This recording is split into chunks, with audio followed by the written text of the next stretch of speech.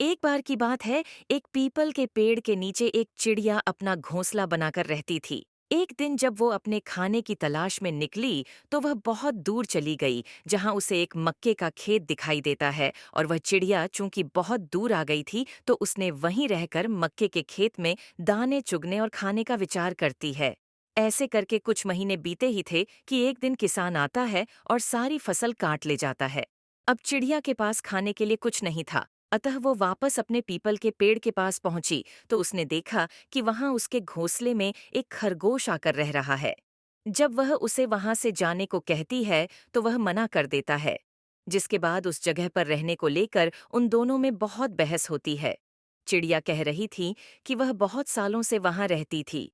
भोजन के लिए उसे कुछ दिन के लिए बाहर जाना पड़ा था।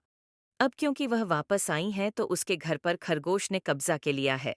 इधर खरगोश बोलता है कि चिड़िया को अपना घर छोड़कर नहीं जाना चाहिए था, और जब चिड़िया इतने दिन वापस नहीं आती है, तो खरगोश उसे अपना घर बनाकर रह रहा है, इसलिए वह कहीं नहीं जाएगा।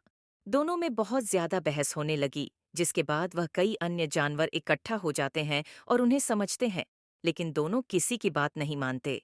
ऐसे ही लड़ते झगड़ते वे एक तालाब के किनारे गए, जहां एक लोमड़ी बैठी थी।